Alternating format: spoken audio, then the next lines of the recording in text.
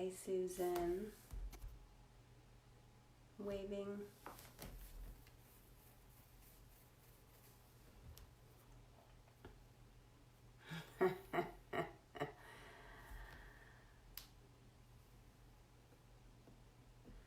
Okay, well, let's get started.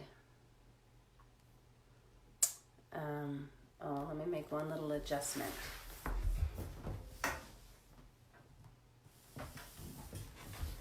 Okay, so feeling a little low this morning, been doing some household projects and just feeling it in my body, but also trying to lean into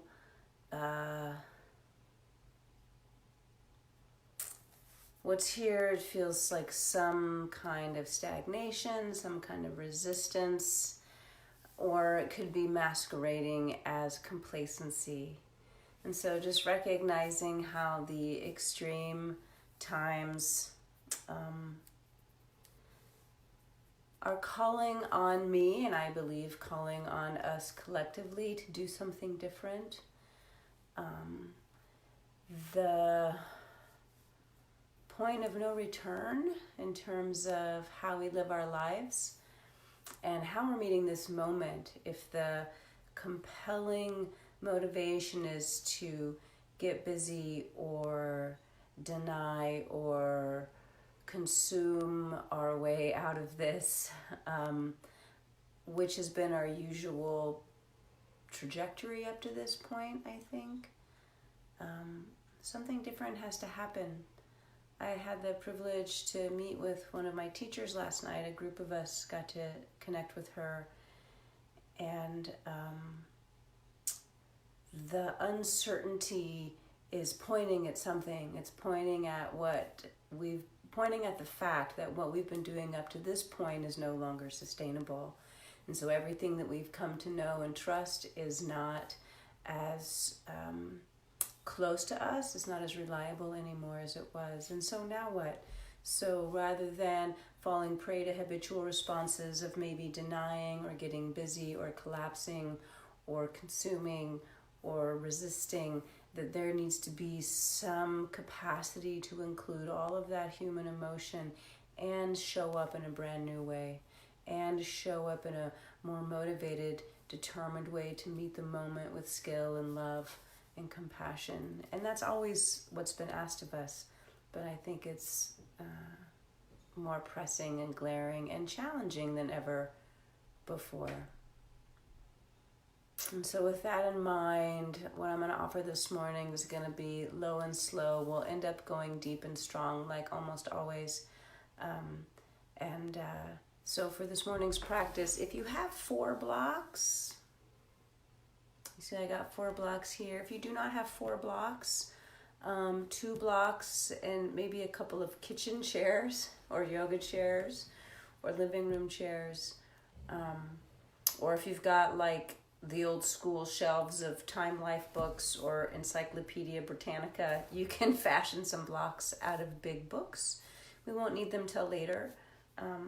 Have a blanket or some ability to slide on the surface upon which you're laying, and a belt, and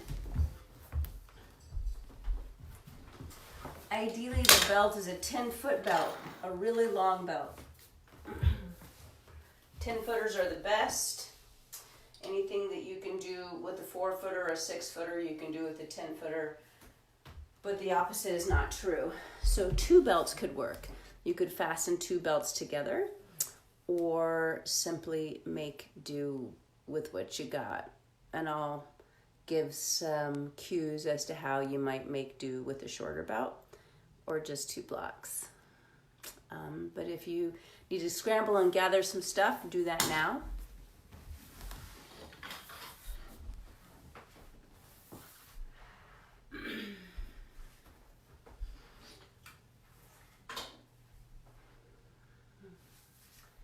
And then those of us who are settled, take some position, a seat or a child's pose, or come to lay down on any surface. It could be any kind of seat. It could be cross-legged. Your legs could be unfolded. You could be up on your blocks or on some support, a bolster. And let's just feel into the surface upon which we're sitting or resting or laying. Feel where you connect with the floor, symbolically the earth.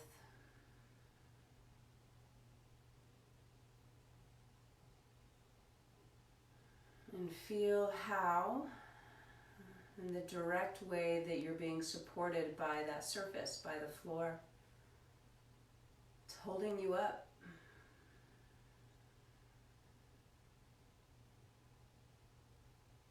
It's allowing you to rest.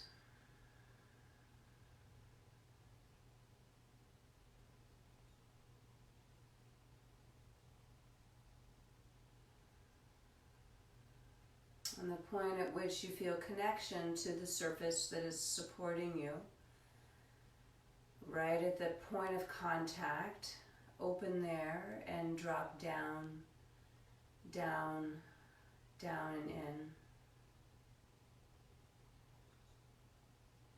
And as much as you can, feel yourself doing so, and as much as you can, allow yourself to do so.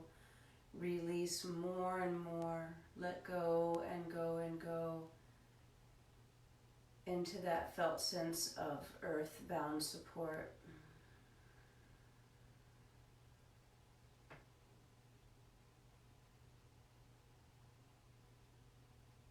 Earthbound support is that we're here in this moment just as it is. There's no other choice, really. We can resist, we can wish it otherwise, and no doubt many of us do and are. But we need to include that too. Like, oh, that's also here. So whatever is here, I caution you to wish it to be otherwise. That simply makes for more discomfort.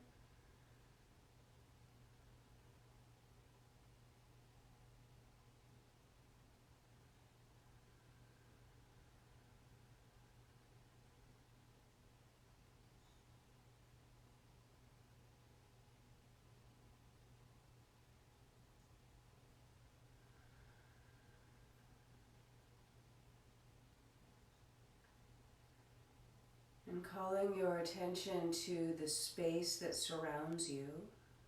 So anywhere where you're not feeling contact of your body on the surface, there's space around you. And how space also holds you. Space holds you gently, lets you sway, lets you reach, lets you fall.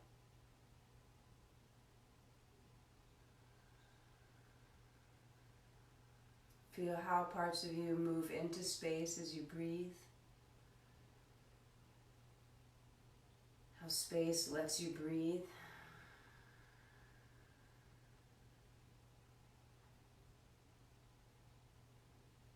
And space by its very nature is unoccluded, it is unobstructed.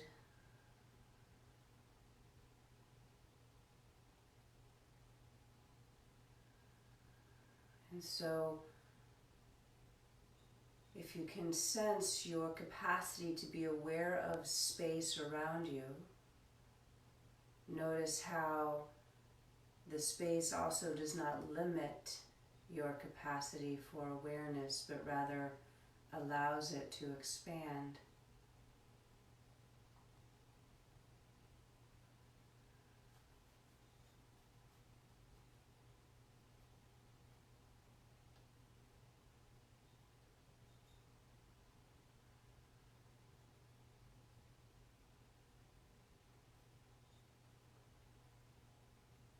So this aspect of earth and heaven, or ground and space, both supplying us different means of support. Earth giving us a nowness, a presence, a capacity to be here. And space offering us freedom and boundlessness and complete expansiveness. Can we continue to weave these two, to braid these two phenomenon of support and expanse, of stability and limitlessness, reliability and unpredictability.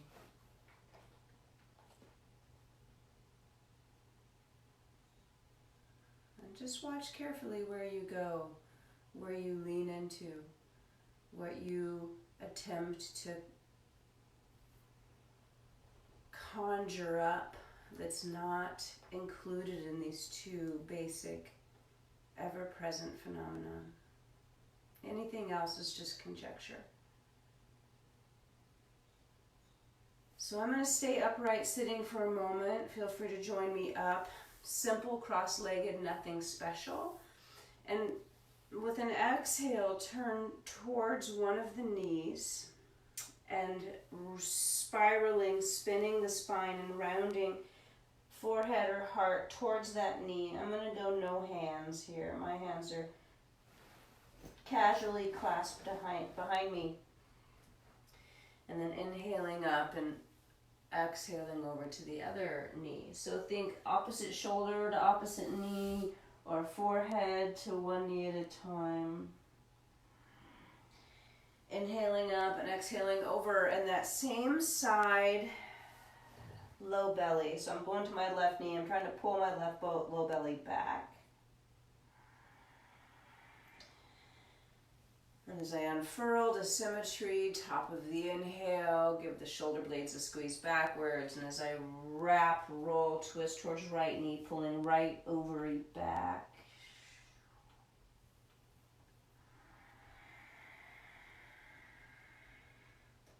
A little more lift through the face and chest, and curling and wrapping.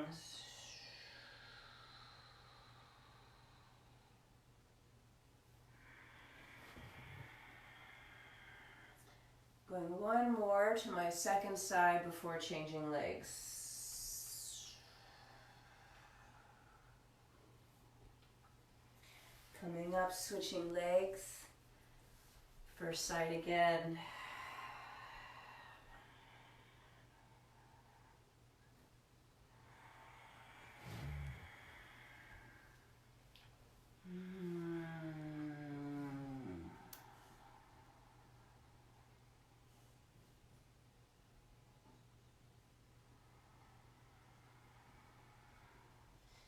So going right into the three-dimensionality of it, a little sideways, a little rotation, a lot of forward bend.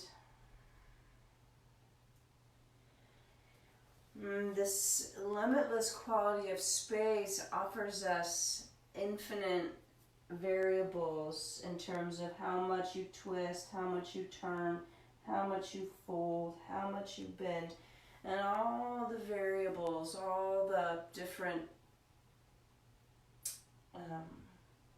amounts of each of those directions we include. Next time I go over my right knee, I'm going to use this to turn and lay back on the back, stretching both legs long. Punching through both heels. I got hands on hip points and offering a little squeeze of my outer hip. So hollow of the palm of the hand just to the outside of the hip points, and I'm going to push my two hip points towards my pubic bone, just a little hugging from the outer hips in. Exhale, hollow the belly. Supinate your feet, so reach the outer feet, pinky blade of the feet, further, longer than the inner edge of the feet. And curl the 10 toe tips towards each other. And then from here, keep the legs, take the arms straight up. Round the elbows, so your arms are in an O shape, very soft elbows, as if you're holding a sphere or a circle. And then then slowly start to widen the fingers, the two arms away from each other, like the ball you're holding is growing. Before you get too wide with your arms, pause. So feel the whole upper back, spine, space between shoulder blades, and the inner edge of your shoulder blades on the floor. We're going to keep melting the arms into the floor from the midline out to the fingers. So before you feel the upper arm bone on the floor, get the shoulder blades flat to the floor. So the soft O elbow, soft arms is widening. I'm not straightening my arms yet. And then I feel the upper arm bone on the floor before the elbow. Feel the middle upper arm bone on the floor before the elbow. Lower upper arm bone on the floor. And then the elbow. Pause. Backs of hands widening away from your center. Still supinating the feet, still strong legs. Then the upper lower arm bone without the backs of the shoulders coming off. So the upper arms are on the floor stuck. And then the middle lower arm bone before the backs of the wrists. So a slow, wide uncurling. Lower arm bone before the back of the wrist, then the back of the wrist.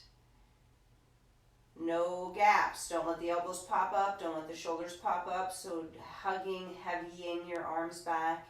Then the backs of the hands. Don't lose the backs of the wrists. Keep the backs of the wrists on the floor. Backs of elbows, backs of shoulders. Then all the knuckles of the hand, not the fingers yet. Index finger, middle finger, thumb, nails to the floor. No gaps behind wrists, no gaps behind elbows. And then see if you can get the ring and the pinky fingernails to the floor without losing anything else. Wide upper body plastered to the floor. And then exhale, bend the knees, keep the arms wide. Keep the arms wide and heavy. And with an exhale, let both knees fall into the chest. And then plop the feet on the floor. And then let both knees tip to the left.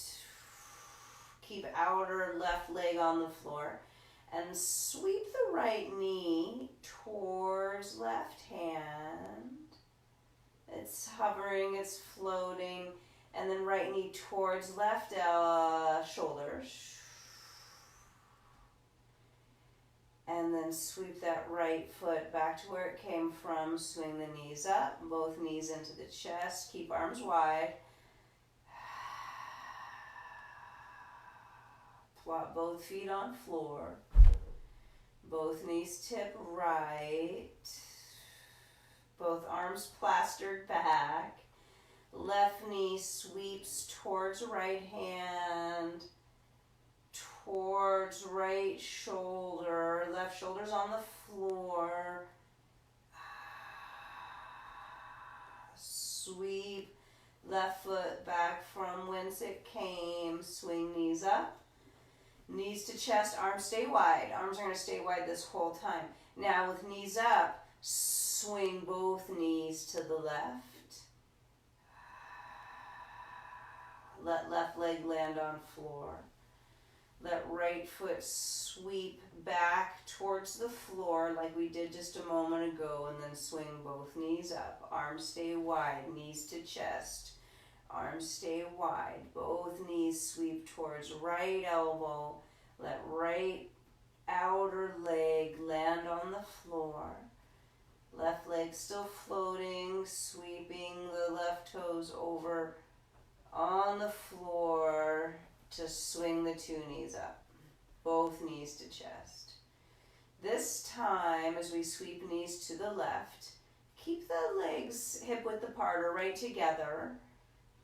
And then feet stay off floor, swing knees to ceiling.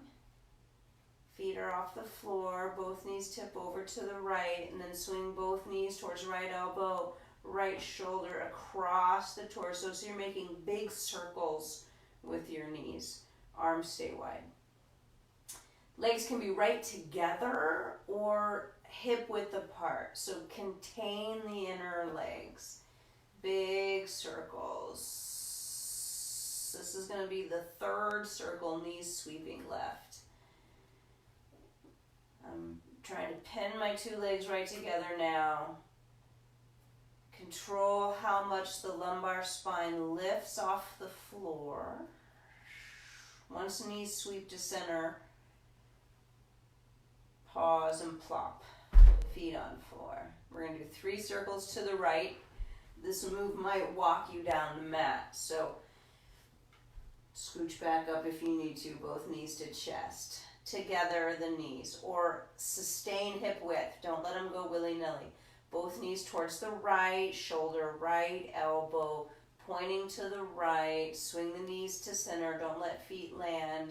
Control how much lumbar spine moves. Circling knees to left and around, and 2 more. And I'm flexing my feet, I'm curling up my toes, and keeping a lot of gathering in the feet and the abdomen. 1 more circle, knees sweeping around to the right. And once they pass through center again, plop. Feet on floor, stretch legs long, sweep arms overhead. Hook your thumbs and full body lengthener.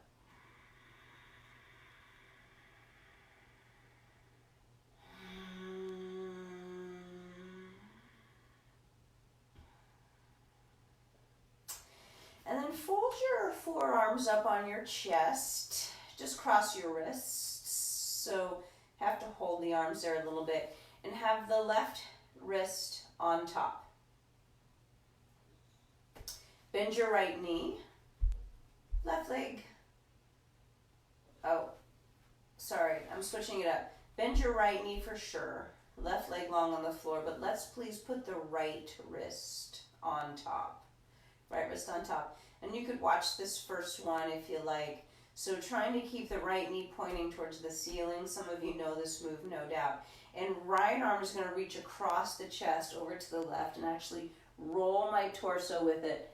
And I like to do this little internal rotation of the arm so the palm ends up facing the ceiling, but the right knee stays pointing to ceiling. So you squeeze that right butt cheek quite a bit. And then let the arm recoil back, roll your upper body back, and you land in the starting position. So let's do a few of those. So right knee stays pointing upward even as you reach the arm across. You gotta externally rotate and abduct the right leg as you reach far with those right fingertips and flip the back of the hand to the floor. And recoil back. And again.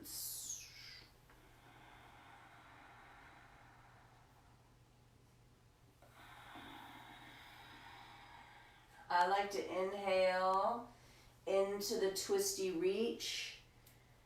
Right glute squeezing, twisty reach. And I like to exhale back.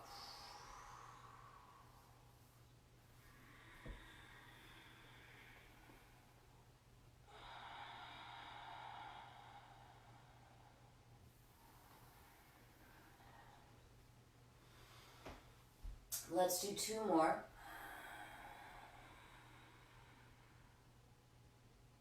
Just like this. This last one we're going to stay in the sideline twisty shape. Pause here. So knee is pointing to ceiling, right butt squeezing, right arms reaching across the body. And then what if we simply sweep right arm towards ceiling as you let the right knee fold across the left leg. And then the right arm falls behind as the knee keeps reaching across. So now it's a face up twist by simply switching the arm and the knee. Sweep the arm and the knee to ceiling, and then keep knee to ceiling and reach arm forward. So let's do a couple of these. I'm inhaling, limbs up, knee and arm up, and I'm exhaling into the twists.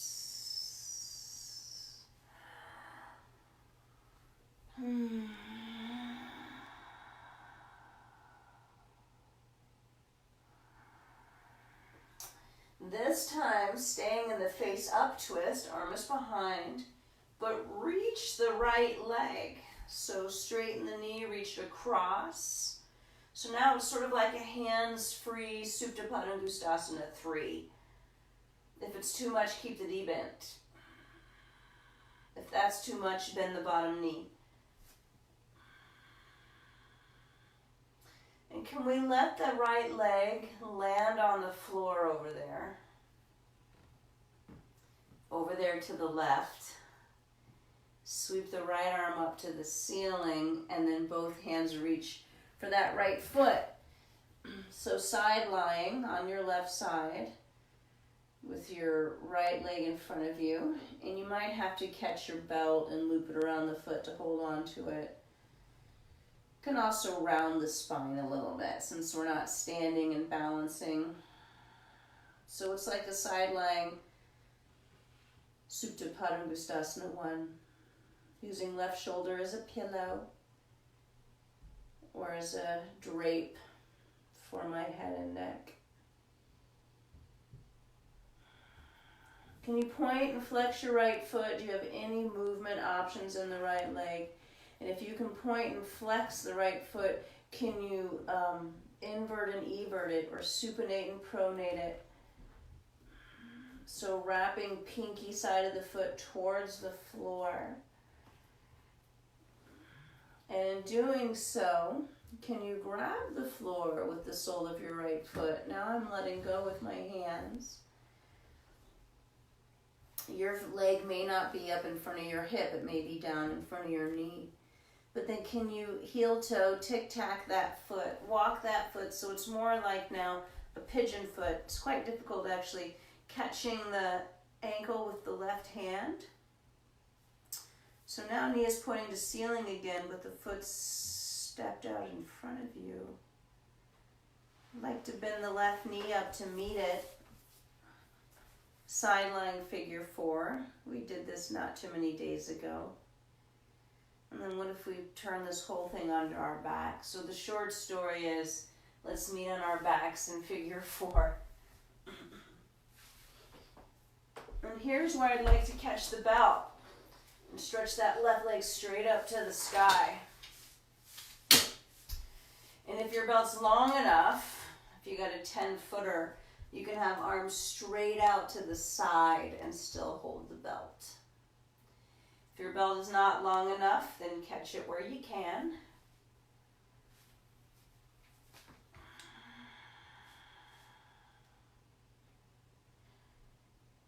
And then with the left foot, left leg straight, held by the belt, tiny left knee bends, which is going to be more about the right leg, the figure 4 leg, the pigeon leg.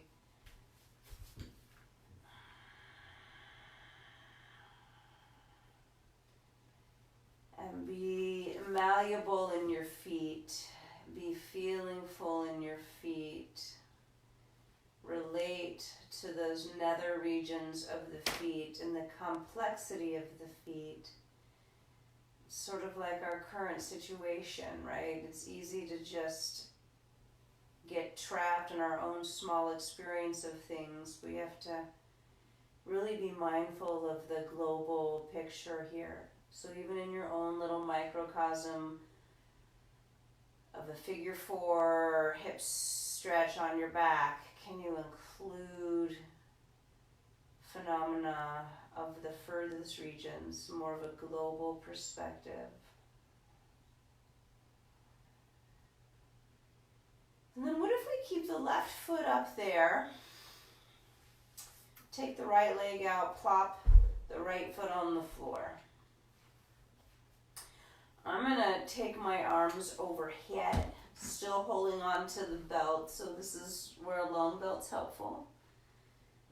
Arms overhead and taking my time to lengthen the right leg long on the floor. left thigh supercharged. And eventually, once the right leg is straight, it is supercharged. But let's float it off the floor. So float the right leg, the down leg, off the floor a few inches and point those toes. Point your right toes like you're trying to touch your big toe to the furthest wall. Out the house, down the street, reach that big toe. Hover the leg just an inch or so off the floor. And then right leg still, the down leg, punch through the heel. And can you bring all 5 of those right toes back towards your face, not just the big toe? And you can even look up and check. In fact, can you pull just the 4 toes, the 4 little toes to your face, and keep reaching the big toe away from your face? And then landing that leg on the floor. So a lot of contrast between your 2 legs. You could be a little more chill with the arms if you need be. I think I need be. And let's just put it in pause here. Can you supinate the upper leg? Left foot supinates. Swing that left foot a little to the right. Not much, just a little. And swing it a little to the left. Keep it supinated. A little to the right. And a little to the left. And finding just the magic spot somewhere in the middle that either gives you the most challenge or the most ease, depending on what is needed. I'm trying to find ease in the challenge, right?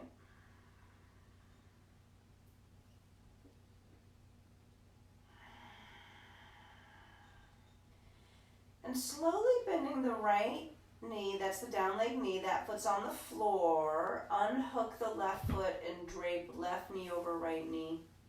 So knee to knee, not ankle to knee to knee. Left leg's on top. And then simply let both those knees fall over to the left. You can do a little back bend, belly opener here, side bender, twisty shape, big breaths.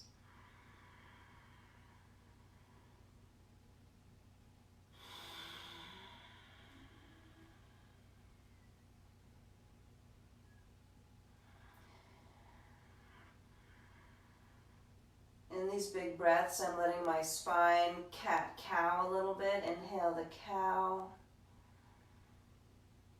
Tiny, tiny exhale, cat.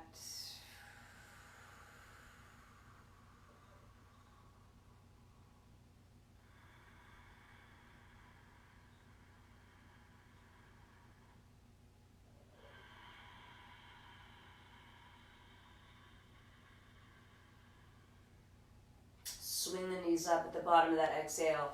Uncross the knees, stretch both legs long. I'm going to wrap arms around chest and hug.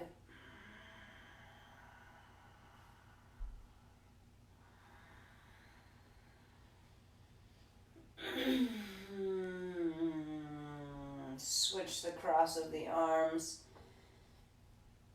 I'm supinating both feet, trying to bring the soles of the feet like the feet are in prayer positions. And then pointing the feet, inner edges, top of the feet, hugging against each other. And then cross the forearms on the chest. This time the left forearm is on the top. For real this time, bend the left knee, left foot on floor. And then here's the beginning of that long sequence. Left knee stays pointing to the ceiling. As you reach the left arm across, over to the right, let it pull you onto your right side. Rolling around your head on the floor, reachy, reachy. Left palm flips at the last minute, so back of hand is to the floor, and then passively recoil back. I need to scooch over so I have room. Reach left arm across. Keep left knee pointing to ceiling. So it's a big contrast. Knee to arm. Left arm internally rotates, last moment. And then slide it all back in place. Couple more.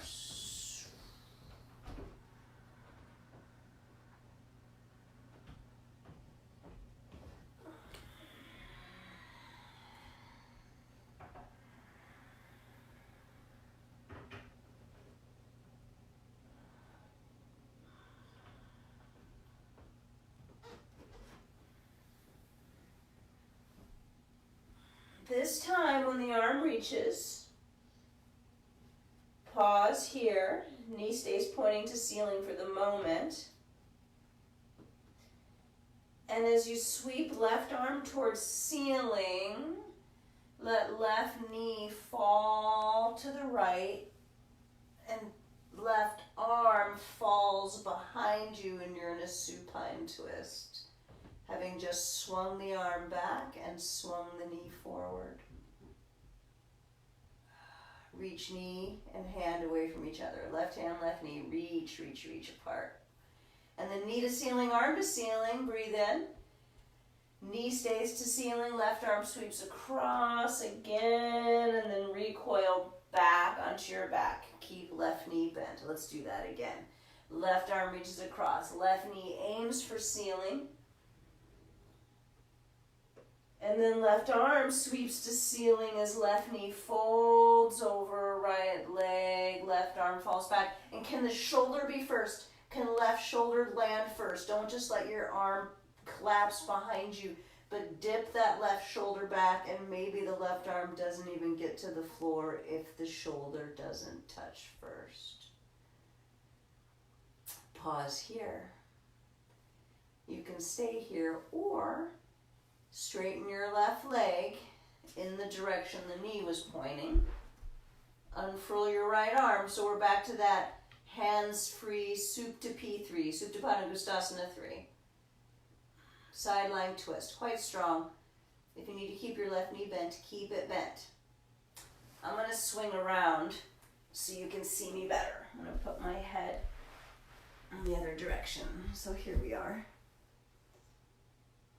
And then left arm sweeps to ceiling. You can land that left foot on the floor in front of you. And then both hands are going to go for that left foot. You might need to insert a belt. The left foot can be anywhere in front of you, your side lying on your right side. You could soften the right leg. That's the long leg that's on the floor below you there.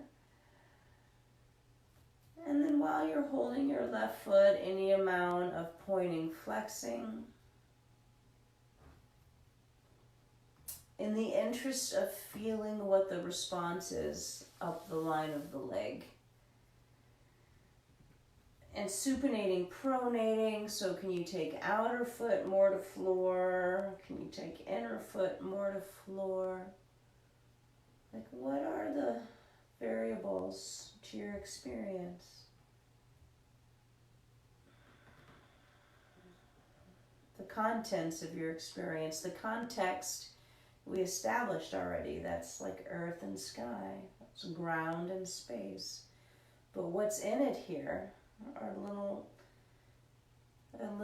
corporal units here, our little bodies. Can you relate? Can you connect? Can you adapt? Sole of left foot trying to step to the floor. So adding some left knee bend, some tic-tacking of the left foot closer to you. You might catch with the right hand. Hold that left ankle so you've got like pigeon leg, knee to the sky. It's not easy. You can turn away from the leg or turn towards the leg.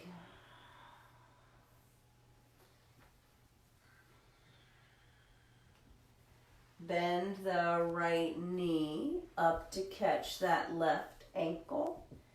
So figure 4 side lying, and then eventually pour onto our back. So the short story is you meet on your back with your figure 4 pigeon leg. And let's straighten the right leg and catch it with the belt.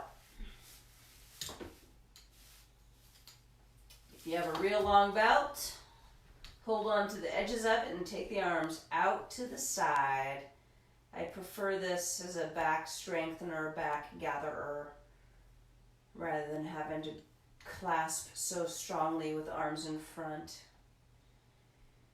And whatever the case, finding a way to manage the legs in this figure 4, even if you're not holding the right leg straight.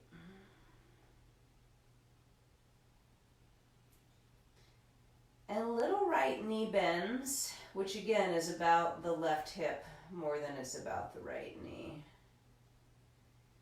And any amount of turning of the ankles, curling and uncurling of your beautiful feet.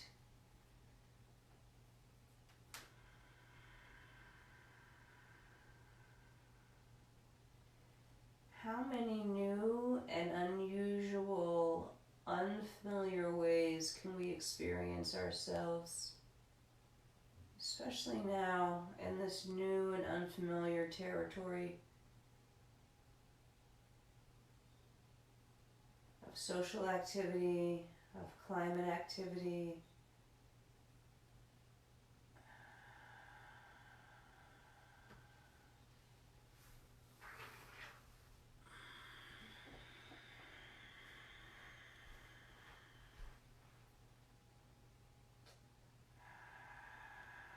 so whatever you need to do to free your left leg, left foot on the floor. Keep the belt, arms overhead. Right leg as straight and strong as it can be.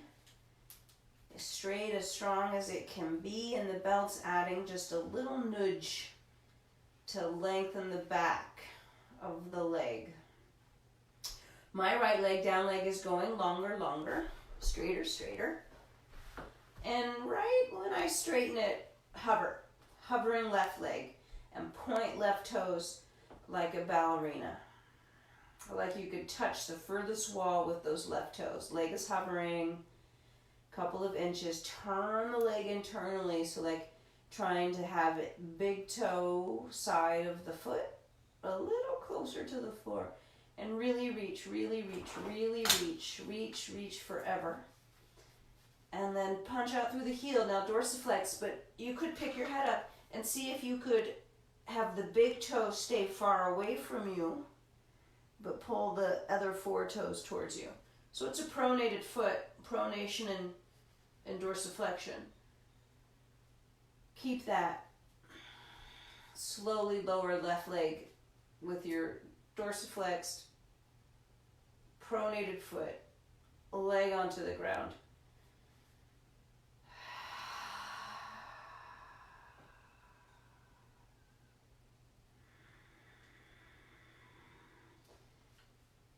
The foot that's up above your face, right foot, hello right foot, little supination, little pronation, little swing to the right, little swing to the left. Some fluidity in the confines of the current asana. And so committing to a course and having some wiggle room, some sense of support for just a little bit of exploration as to what's possible.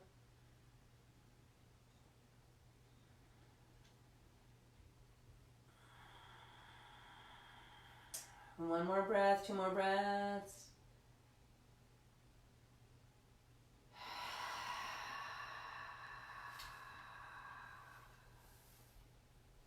Bend left knee, left foot on floor.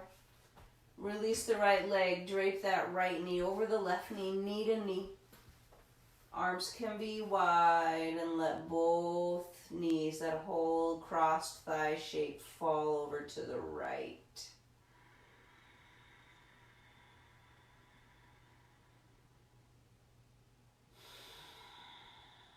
The weight of the legs, tug on the outer hip, and with your deep, soft, smooth breath, micro cat-cow. On the inhale, micro cow. That'll dip the knees lower, actually. And on the exhale, micro cat, which for me gives me a little more love and juice in the outer left hip.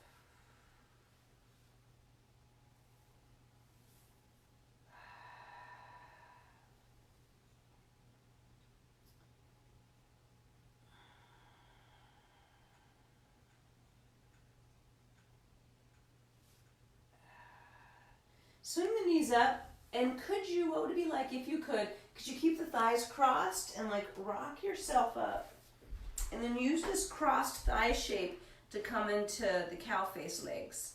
Shoelace, they call it yin. So right leg's on top, knees are pretty much stacked, so the legs are adducted. And if you have a long ass belt, if you don't, this might still work. But if you've got a 10-footer belt, a loop, make a loop, catch the toes of the top leg foot. For me, that's my right foot. I'm going to wrap the belt loop all the way behind me, lengthening the loop as I go. And then tucking the belt loop over the toes of the down leg foot. And the rest of the belt is caught behind my pelvis. So basically holding my toes in, because my top knee wants to sort of unbend a little bit.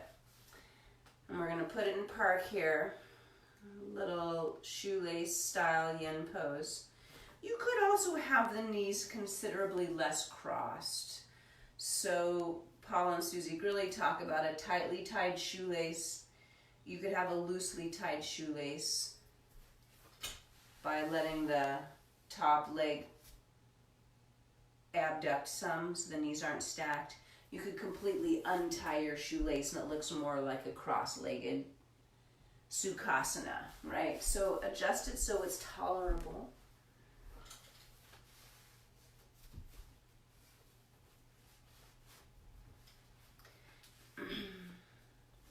And see if you can settle into whatever resistance that your tissues might be offering up and that your mind might be offering. Just check out the flavor of that and perhaps the sobering qualities of that. Include it all. Include the difficulties, include the resistance, include the discomfort,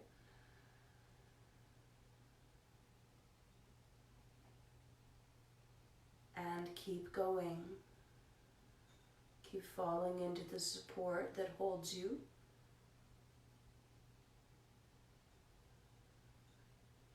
And keep expanding and moving into the space that also holds you.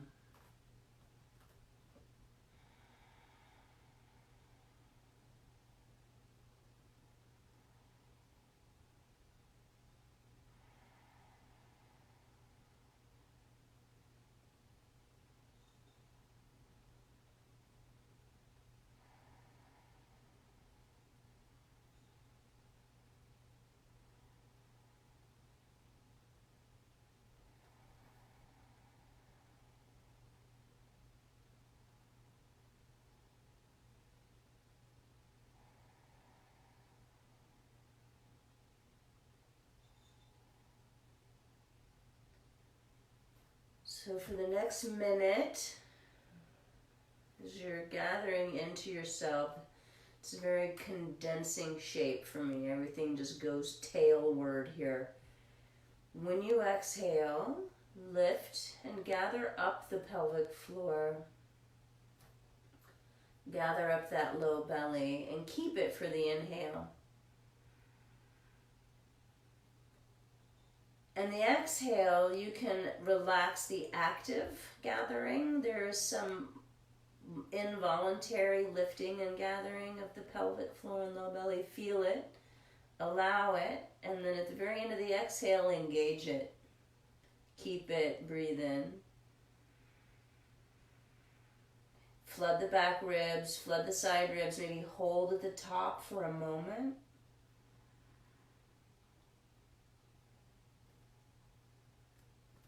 When the urge to exhale, feel strong. Exhale, feel the passive gathering of the musculature of pelvic floor, like an ascending up. Hook into that consciously. Sustain it, enhance it, breathe in. Holding.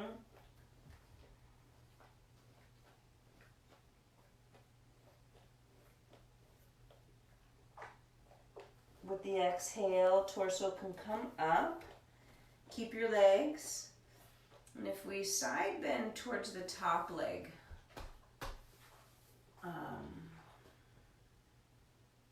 which for me is to the right. Either right arm out to the right, supporting, or elbow down. And I like to simply pause, like with left hand, lengthening side. Hand on ribs or touching, feeling into the tightest side waist muscles. There was a QL class last week. This could get right in there too. So I'm just touching the tightest places, simple little fingerprint or two, acknowledging the tightness there and breathing into it.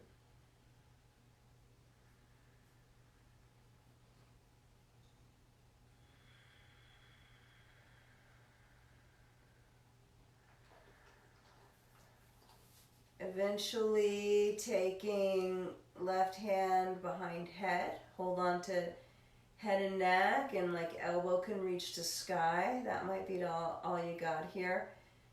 If there's any more capacity to reach the elbow more towards the overhead, not to ceiling or sky, but more towards the direction the top of your head is pointing. So like left side is reaching, right arm is sort of pushing you back to the left. And then maybe, just maybe, you unbend that left elbow. It's not required by any means. And reach from left sit bone to left fingertips through the space, from the ground, forever. OMG. Up we go whenever you're ready. Unbind the legs. And then unfurling your legs in whatever way feels helpful and important.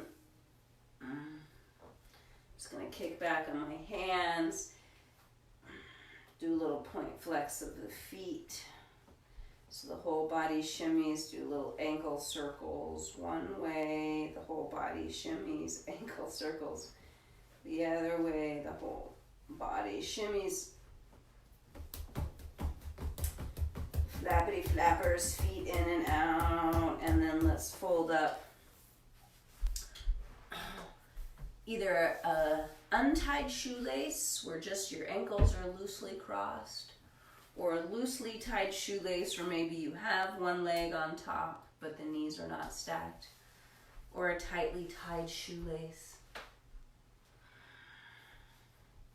which is what I'm going for. And in this scenario you can bind the feet, so starting with the loop around the top leg foot, sling both sides of the belt loop behind you. The full belt loop goes around the back of the pelvis, and hook it on the other foot. So the feet are hemmed in, my feet are hemmed in, feels good to me, feels important. And then the slow process of going towards that which is difficult, going towards the resistance, including and honoring the tightness, the tension, breathe into it, allow it and meet it.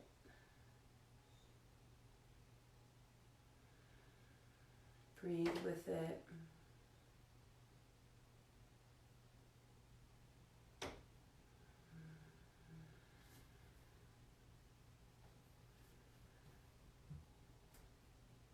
And these micro moments of enduring that which is difficult and watching what bubbles up. The urge to fidget, or the urge to just come out, or the urge to make it easier, all very reasonable and understandable urges. And so our work becomes discernment.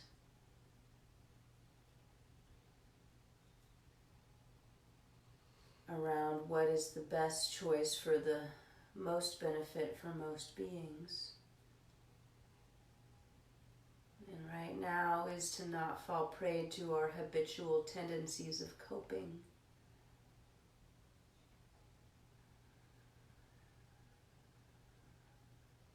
To not succumb to checking out, whether it's ignoring or self-medicating or media binging.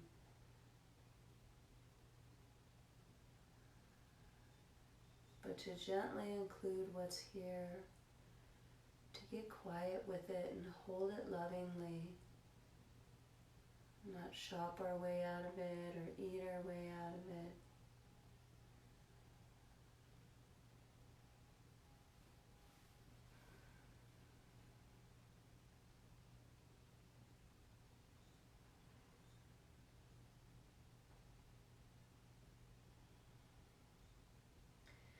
So there's two basic layers of pelvic floor muscles.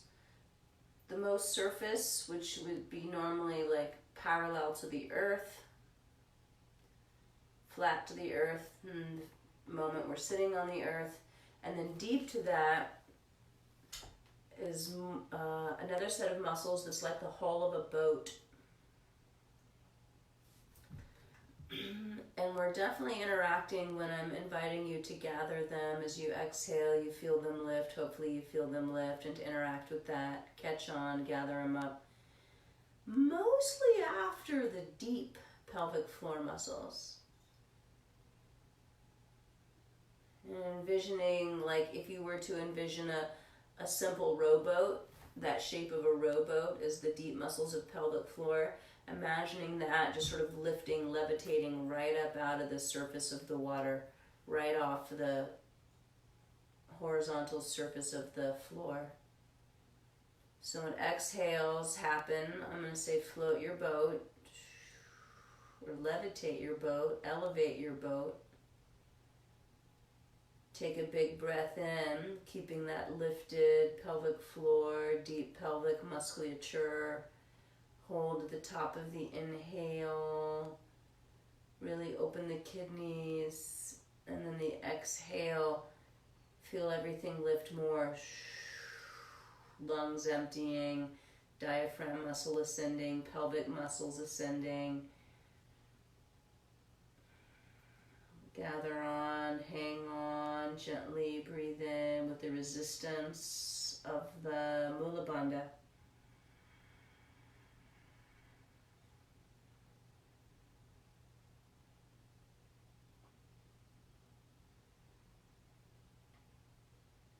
Exhaling when you need to, and every once in a while let breath go to normal. Disengage any active gathering of pelvic floor. Feel the difference. Breathe into not engaging of pelvic floor.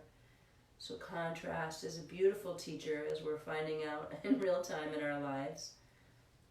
Contrast is a beautiful teacher. Bring your torso up. Side bending to the left. You can have left hand simply down and out to the side, or might be that the elbow can get down. So we're going towards the top knee side, away from the bottom knee side. And with that loving right hand, simply touch the places that feel the most resistance, the most tension, the most traumatic effects. Touch those places. Include that very sobering reality of this is how it is.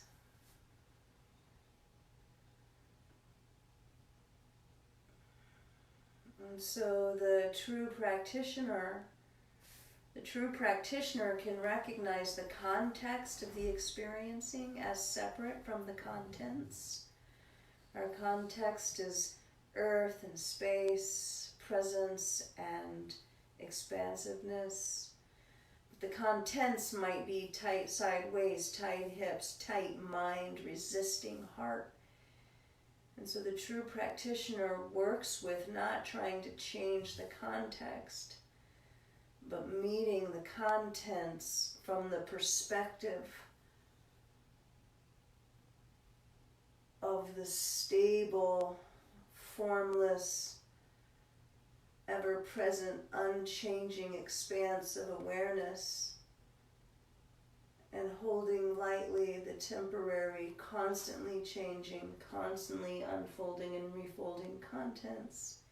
Hand behind head, elbow to sky, elbow reaches the direction the head is pointing, and eventually when you're ready, straighten that arm and reach the arm all the way in the direction the head is pointing.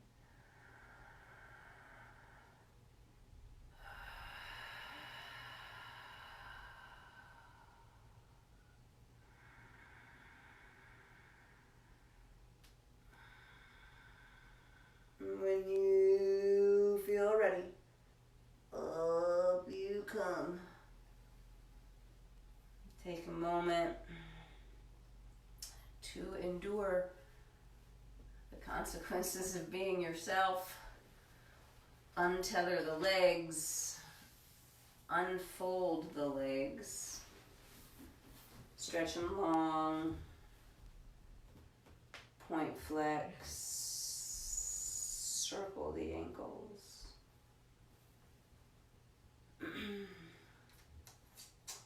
And then fold your blanket up from how it was stretched out on your mat. Fold it up into a rectangle. So it's basically folded in eighths, if you can work that out. Fold it like a rectangle. Have it towards one end of your mat, so that there's a little space for your feet back there on the mat. But if you come to kneeling on it, is this what I wanted to do? I'm going to do something else first. So keep your folded blanket, simply set it aside. And hands and knees, cat-cow.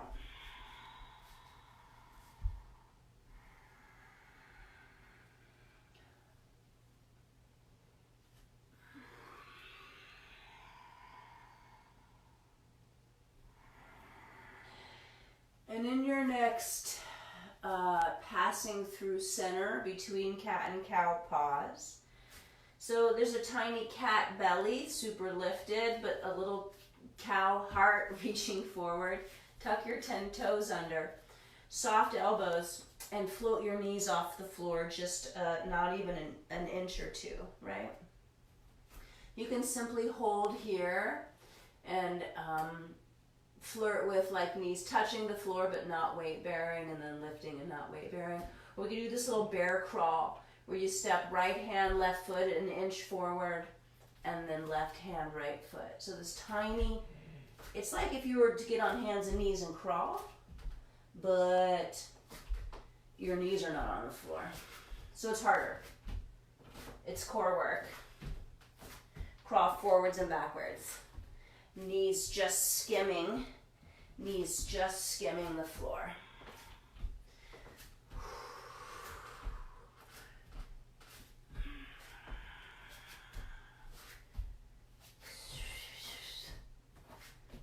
Yep, you could drop your knees and just crawl as a respite. For some people, crawling is difficult. This contralateral movement can get our brains a little cross-wired. So go slow. I'm going back to hovering, hovercraft bear crawl. Left hand, right knee. It's not the knee though, it's the foot. Right hand, left foot. Left hand, right foot. Right hand, left foot. One more little episode of this. Hovercraft bear crawl.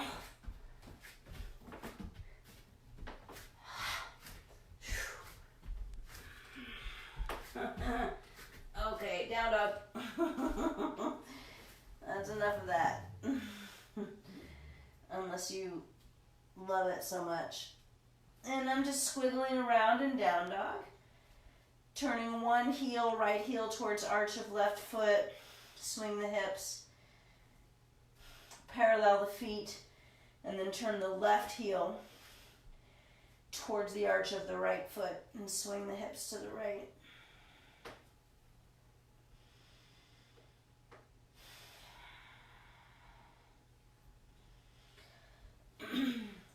And then let's please come back to the blanket on the back half of the mat. Enough room for your feet. Knees on the blanket.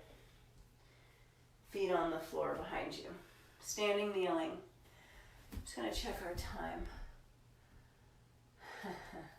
Just a little bit more. So, a couple of rules here. Slow stepping the foot forward. Really slow stepping the foot forward. Resisting tipping to the side. And resisting swinging the foot out to the side. So I'm going to do one facing you. So no tipping and no swinging of the foot. So if we're to take the foot right down the middle, keep the torso on the vertical, and step real slow. It's actually not that easy. So it's a strengthener, lengthener for the psoas. I'm using the blanket to pad my knees. It's not required for anything else, so if you don't need knee padding, don't do it. So stand on that left shin, head to the ceiling, and casually, slowly, without tipping, step the right foot forward. You can interlace hands behind here and roll down. Cat pose, forehead to knee. And then rolling up, you can take nose, bridge of nose to sky. And then neutral, stepping that shin back from where it came without tipping and without swinging the foot out to the side. And then left foot steps forward. Slow, no tipping, no swinging. Curl down, cat pose. Drop the tail, roll up, and reach the bridge of your nose to the sky. And neutral spine, left foot steps casually back, right foot forward. Make sure you get a full, like, square shape, 90-degree angle behind right knee. Cat pose down. You could touch the floor here with your hands if you need to. And bend that right knee a lot. So you come forward into deep lunge, I call it. Roll the torso up. If this hurts your knee, don't do it. Elbows back, shoulders back. Invite a lot of length through the front of your left hip. And can you try to shove the blanket and the mat back with that left leg so you've got the hamstring turning on? That will help the hip socket. I'm going to take bridge of nose up, heart up, navel up, pelvic floor up, arms up. How about that?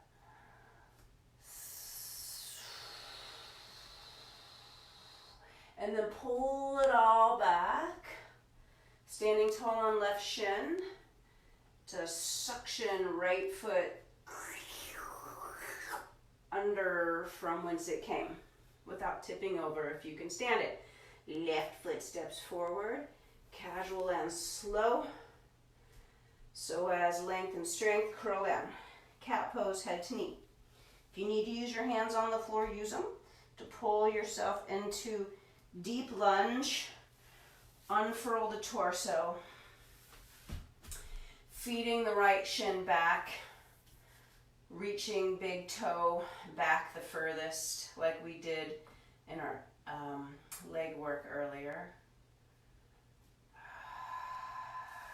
Pelvic floor up, small intestines up, heart up, face up, reach up, go up.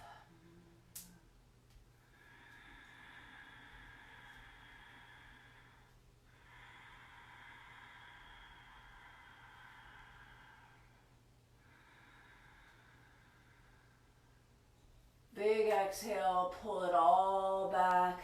Stack yourself over that right knee.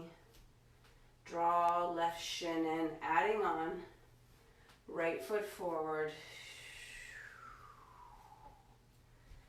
Curl down. Cat pose. Use hands if you need to. Deep lunge, swinging the knee and hips forward, rolling on up. Reach up, tuck left toes under. Now here, use your hands if you need them. You can push hands into floor to straighten your back leg. So lunge with back knee lifted. The reaching up is part of the support. The drawing left hip point and right sit bone towards each other as if they could meet somewhere under your navel. Add that. Punching through the inner edge of your left big toe backwards. Reach, reach, reach, and then use the reach of the arms to lighten the load as you bring left knee down. Use hands if you need it. Untuck your left toes. Stack your body weight over that left knee and suction the right foot back under from whence it came. Left foot steps. Cat pose, your spine. Deepen your lunge. Roll the torso up. Reach the arms up and tuck the back toes under. Now the reach up and the legs might be all you need. If you need more, hands down and push the floor as you come into your straight back leg lunge. And then hook that left sit bone under and forward.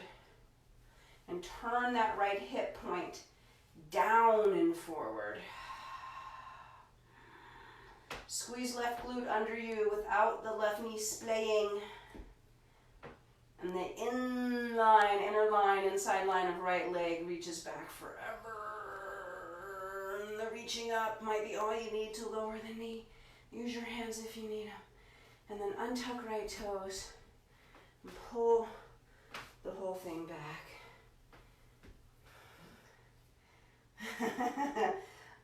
Some of you might want 2 blocks at the top of the mat. We're going to keep adding on. Standing, kneeling, knees on blanket. If you're using blanket, exhale casually without tipping or swinging the legs. Step the right foot forward. Curl on down, same beginning. Deep lunge. Roll up. Reach up. Tuck left toes. Stand up. From here, straighten both legs, hands on hips. Stay really lifted on your left toes, left heel, super high, and then catch those blocks if you need them. Hands can be on floor too, whatever you need. And if you peek back at that left foot, can you, without turning the whole pelvis open, can you simply spin the left leg so you can touch that left heel to the floor in line with your right heel. So it's an external rotation of the leg. Spin that heel flat. So you're in pyramid stance or Parsvottanasana, but your left hip is still turning forward. And take your time to fold over that right leg. Keep scooping your right sit bone under you. Use your glute there. And right sit bone swinging forward towards your face. And left hip point turning forward towards that right sit bone.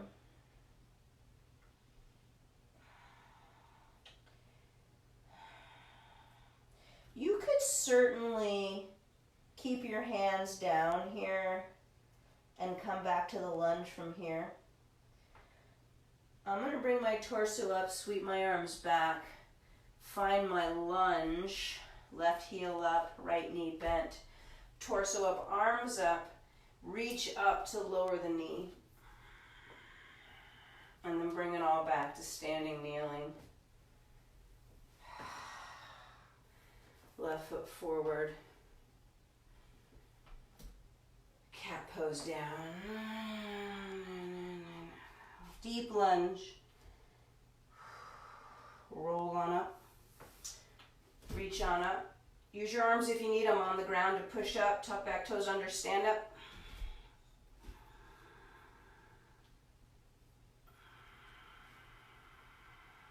Straighten left leg. Bow down from the hips. Catch your blocks if you need them. Hands to blocks or floor. And then once again, can you keep your hips turned towards your left foot? You keep narrowing the belly as you spin that right heel down into the left. So externally rotating that right leg from those lower glutes, not by turning the pelvis open. It's a tricky, hard thing. It's worth refining. Parsvottanasana here.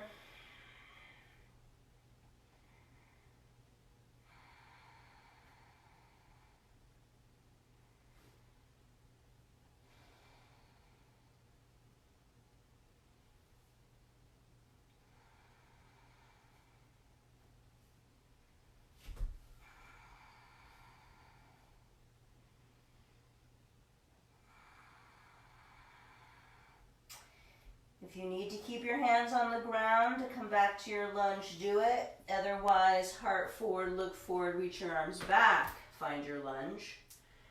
Then torso up, arms up. Keep the reach up. Lower the right knee down. And then left leg slowly slides, steps back in place. Downward facing dog. Move the blanket out of the way.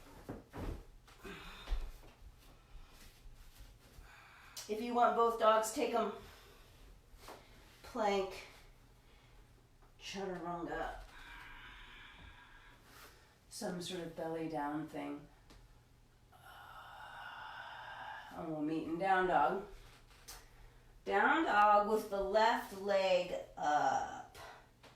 So once again, not turning the pelvis, not turning the leg open. Not yet anyways.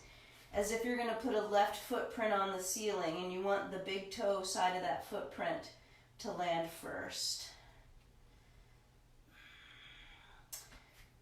Take some variations of the down leg, right knee bent straight, heel up, heel slowly to your right foot. Towards the standing splits.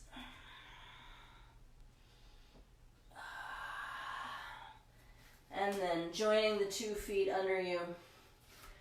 Squat. So waggle the feet a little bit apart. As little as you need to. So maybe hip width. Find a squat. If you need to turn your toes out to land in a squat, fine. But if that's your only choice, then I recommend you start to work on some different choices. You could take that blanket and fold it up and put it under your heels in the interest of having the toes more straight ahead. Both kinds of squat are legit, and ideally we can include them all. Hands walk forward plank, pause or flow between both dogs, and we'll meet in down dog.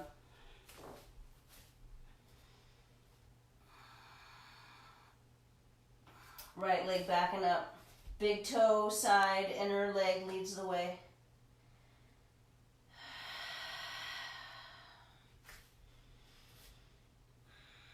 Left heel lifting, lowering. Left knee bending, straightening. Walking hands towards left foot.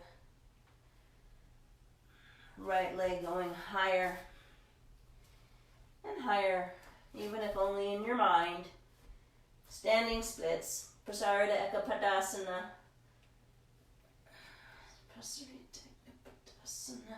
And then Uttanasana this time, Uttanasana. Both legs down, you can catch the backs of your ankles or plug your hands into the floor. Simply dangle.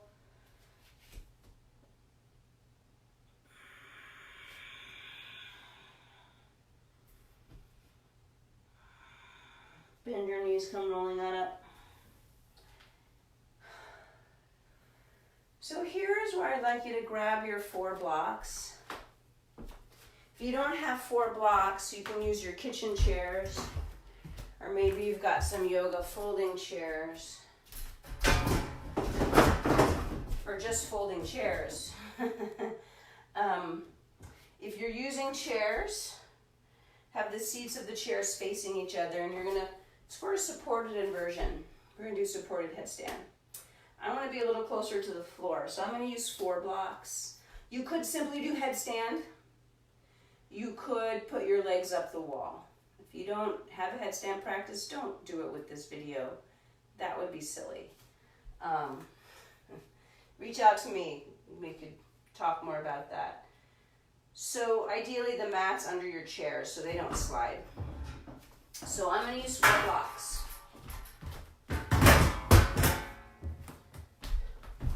Mat to the wall.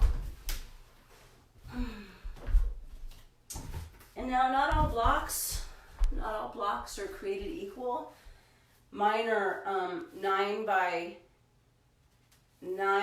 6 by 4. Some people's blocks are only 3 inches thick and they're a little bit bendy. Those won't work as well, right? So I'm putting the first 2 blocks on their flat side against the wall. And then the next 2 blocks on their second side. Enough room for my head to fit in here, just like the chairs. Enough room to catch your neck between the chairs so the weight lands on the shoulders. I want my shoulders to be on the blocks.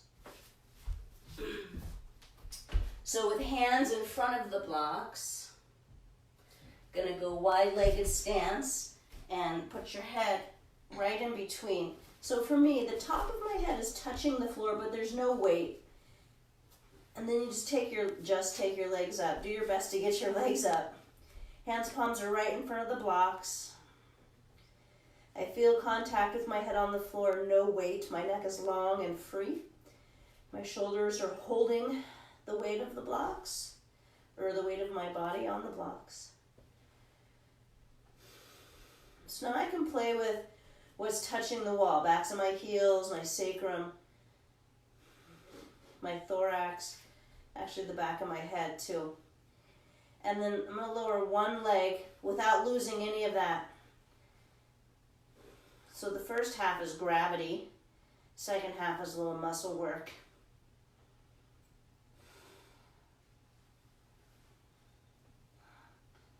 So Ekapada, Salamba, Shirshasana. One-legged supported headstand, 2, Shirshasana 2. So not losing butt cheek against the wall, not losing sacrum, not losing thorax, not losing back of head.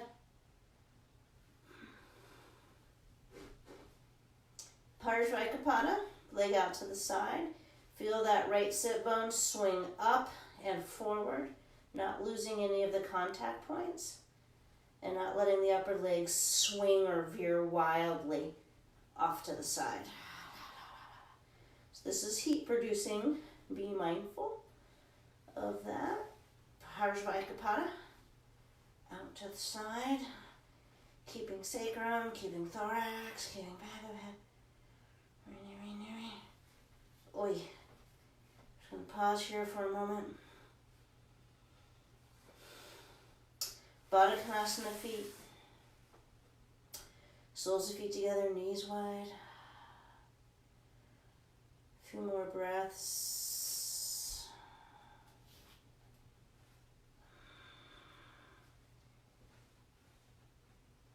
Fill the back kidneys with breath. Feel like the tail's a little higher than the pubic bone, maybe.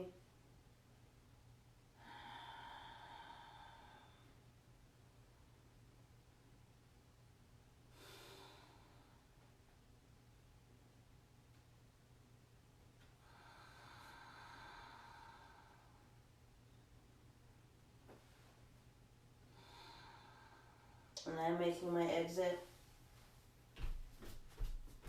Feet down, knees down, rolling up, pause, close your eyes, feel, breathe, notice. Energy from head to heart, heart to pelvis. Notice the quality of the ears, ear canal, the brain stem, the tonsils, the jaw. If it's zingy and tight, you might go to a child's pose.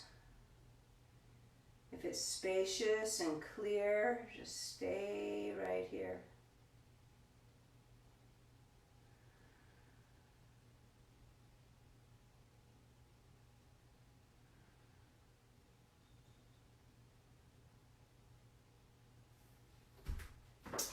You can set 2 of your blocks aside.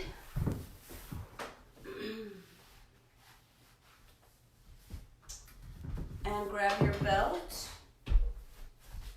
and 2 of your blocks.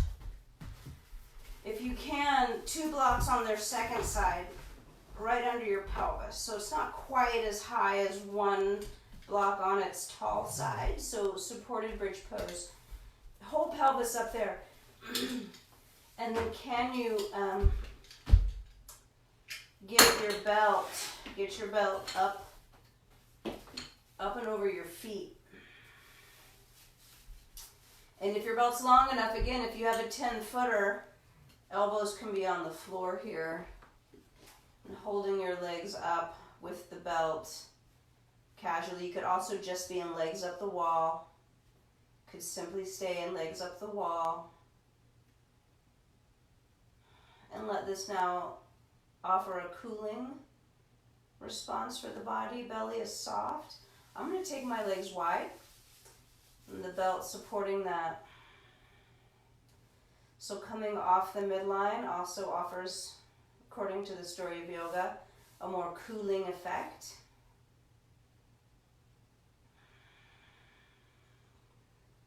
Going for some width and our upside downness.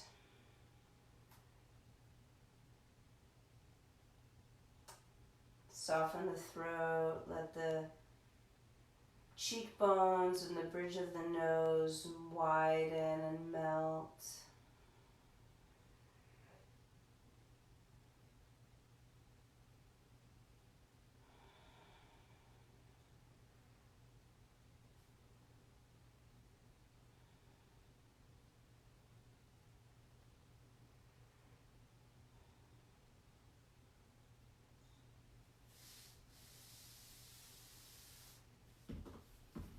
Bring the soles of the feet together, keep the belt on, bend the knees out to the side, and I'm wrapping the belt around my hands the closer my feet come. So I can still hold on to the belt around the outer feet. The 2 straps are going from the outer feet along my inner legs to my hands. Elbows are still on the floor. So supported Baddha Konasana with a supported Sarvangasana or Setu Bandhasana Sarvangasana. So the weight of the legs are sort of tethered down, strapped down by the belt. Groins can open. You can let the feet sort of fall into the strap and my arms are holding. The belly is wide, soft, breathful.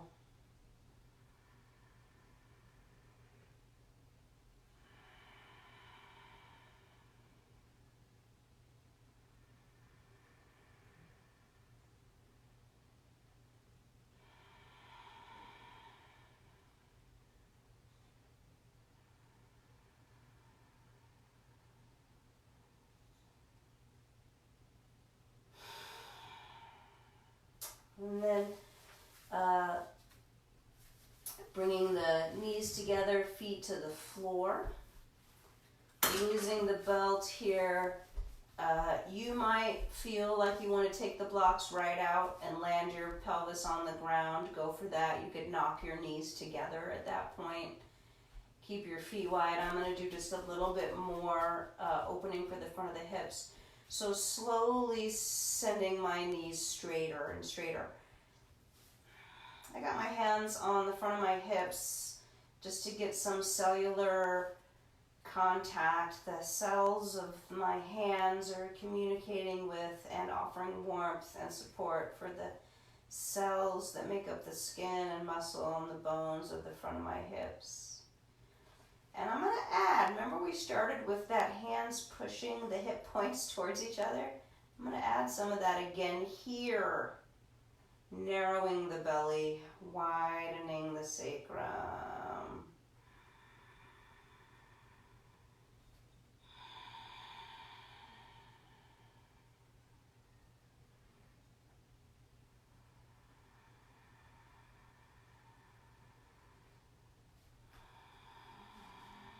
Softening the self-assist with the hands. Dorsiflexing the feet, punching out through the heels. That's going to reach the sit bones further towards the heels. More tug on the front of the hips. More opening through the low belly. Maybe another few, 3, 4, 25,000 breaths here. Or just none. You'd be done.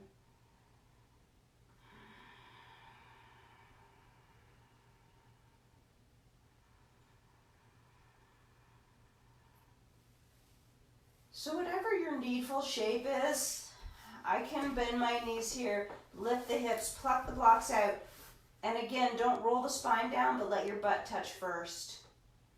Then you might have the urge to hug your knees in. If you do, just take your time. See if you can prolong it a little bit before that sort of hardcore urge to take the edge off. I don't need to hug my knees in. This feels great for me. So the last thing I want to offer you, it's a little sophisticated. You could certainly just rest. But if you peek at the screen, the short stories that are blocks are going to end up sort of like this. They're going to end up on the long side edge. So they're making a little valley or a little V shape. And where we're going to set that little V-shaped block setup, if you have feet on floor and float your hips up, I'm sort of tucking them under the upper thigh, lower pelvis. So it's pelvis and thigh. So I organize them like this underneath me. They're actually a little bit angled so they point towards my feet, right? So they're a little bit angled towards pubic bone, but on that edge. And I just tuck them under. Oh, my clothes are a little slippery. And then, which is new. It's never been a problem before. So if you're wearing slippery clothes, good luck. But then they're just going to catch me here. They're caught upper leg, lower pelvis. I feel my butt cheeks on the floor. I feel my sacrum dropping. And I'm still sliding because I got nylon. I got synthetics on. So if it's not working, lose the blocks and rest. Otherwise, include this new version of support. This new phenomena of support. It's a little wavering. It's a little sway. Just let that lull you.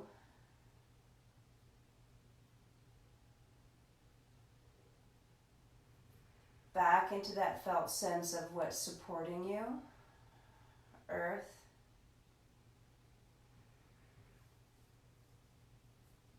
And space.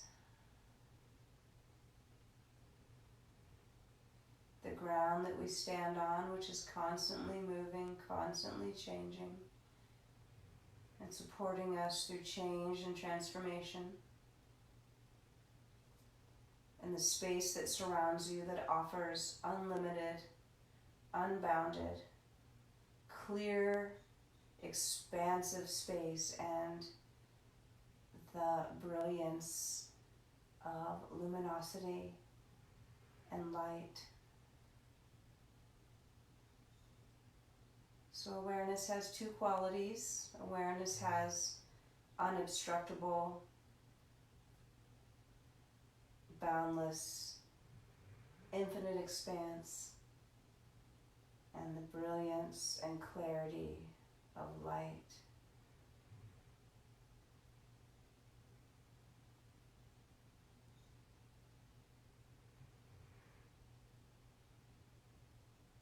And see if you can let yourself bask in that, be held and free fall at the same time.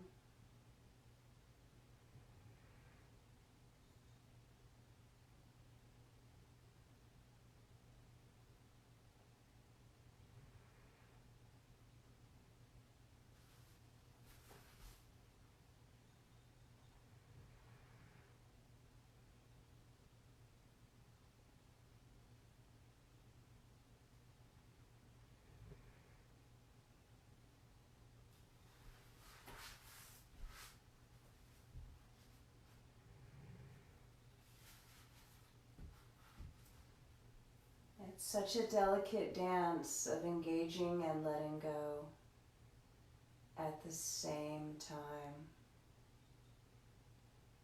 Engaging and letting go at the same time.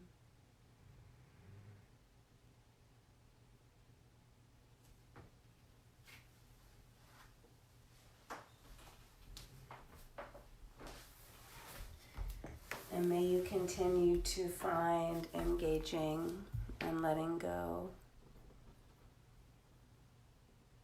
at the same time.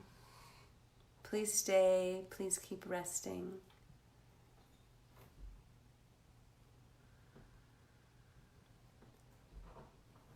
Thank you for taking this time to come together,